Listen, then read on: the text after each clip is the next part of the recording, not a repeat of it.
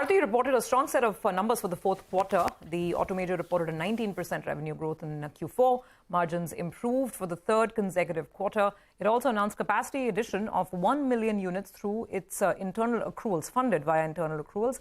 Parikshit caught up with the RC Bhargava, chairman at Maruti Suzuki, and began by asking him about the quarter gone by and how the company is looking at growth prospects ahead. At this moment of time, things look much better. I think inflation is now under control, and the commodity situation is reasonable. It's not yet moving in any alarming direction. There is COVID, which is apparently making a comeback, but it seems to be now that the COVID is not as virulent as it used to be. It's more like people getting the flu. But there is still a threat of the monsoon not being good this year. That's one possible negative which is coming up. And of course, the possibility of surprises being thrown up by world events somewhere else. Right. I would also like to ask you about the statement from the company that the board has approved an additional capacity of 1 million vehicles. Could you give us a sense, Mr. Bhargav, what is the total capacity of Maruti Suzuki as of now across plants, and how will this additional capacity come together? Well, the board has approved up to 1 million, and the phasing is yet to be decided. But what we have today is between Manesar and Gurgaon, we have about 1.3 million. We have Suzuki's about 750 or 800,000 in Suzuki. We are adding another 100,000 in Manesar. We are implementing 1 million, up to 1 million, I should say, in Kharkhoda. And we have some capacity, about 100,000 or so from Toyota. You've already said that the Toyota plant, for example, what you're manufacturing there in terms of your SUV lineup, that is working at full capacity. So the additional capacity of up to 1 million units that has been approved, will that be coming up as a new plant, or will the capacity ramp up happen at the existing plants that Maruti Suzuki has? No, the 1 million is too big for ramping up in any place. It has to be a totally new site. Okay. And are you close to zeroing in on any particular site in India? Will it be in Gujarat? That's one of the tasks for the management, to find a place where they can, which will be the right place, let me put it this way, for the expansion to happen, taking into account all the requirements from the vendors, the exports, and other logistics and things.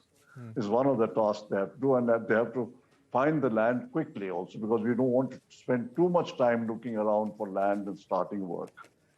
By when do you expect a decision on the new plant, the location to be taken?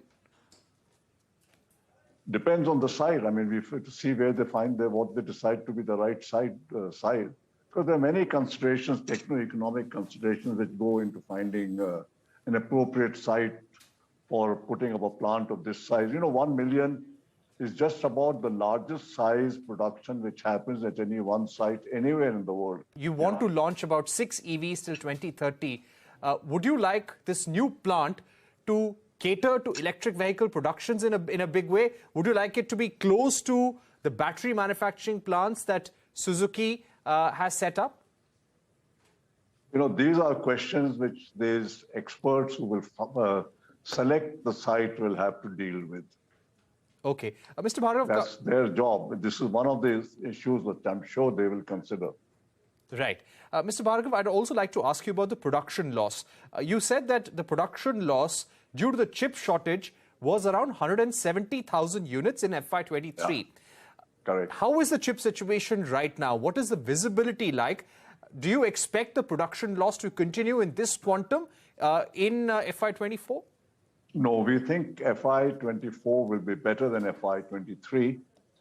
The improvement has not yet started to happen. but we expect these improvements to happen after July. What is the kind of booking backlog you're carrying right now? Do you expect wait times to reduce? The backlog, as of this morning, I'm told, is about 412,000 vehicles.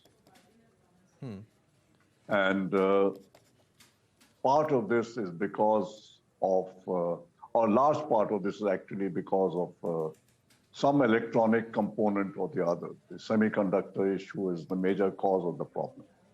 Part of it is because also that, but that's not the biggest part of it, but there is a part of it, which is because the demand for this Ertiga and XL6 has far outstripped what was planned to be the production capacity which was installed.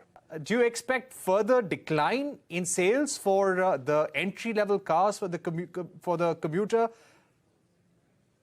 The estimates for the current year are that it will remain flat. No decline, but no increase either. Does that prompt you to work towards SUVs in a greater way? Would it be fair to say that greater investments will now happen on rolling out SUVs than entry-level commuter cars? Will Maruti no longer bring any new entry-level commuter car to the market? No, we will keep changing the models and updating the models and all of that. That will continue. But because that we have to continue that, otherwise, it's a fairly large segment even now, even though there's no growth. The volumes on that segment are still pretty high. So we don't want to ignore that segment of the customer altogether by not giving them the benefits of change and new models and new technologies and things. So that will continue. But the investments, the fresh investments, will only be towards SUVs in terms of developing new vehicles. Not necessarily. The new models of the small cars will also be developed. Right. Mr. Bhargava, I'd like to ask you... Otherwise, how do you give change to people? Right. Mr. Bhargava, what was the proportion of SUV sales in Maruti's total sales numbers in FY23, and how do you expect the proportion of SUV sales to go up in FY24? The numbers in FY23, I don't remember, but the numbers will go up substantially in 24 because of the new models which have been added. The first electric SUV that was showcased at the Auto Expo, is it going to be in FY24 itself, or will it be in the next fiscal? FY25. It will be 24-25, year 24-25. The FAME scheme, the FAME 2 scheme, draws to a close in March 2024. As of now, the government is not looking at any proposal to extend the FAME scheme beyond that. A final decision, of course, will be taken later in the year. Is the industry mature enough to do without subsidies altogether? In China, when they withdrew the subsidies on electric cars, sales went down substantially. I'm not sure if in India, because we haven't been availing of this, so I'm not having any first-hand information, but my feeling of the Indian market is that without subsidies, most manufacturers will find it hard to maintain their existing volumes. Okay, all right. Well, time to slip into a short break. Up next, we'll be joined by Mr. Sachin Tikekar of KPIT Technology.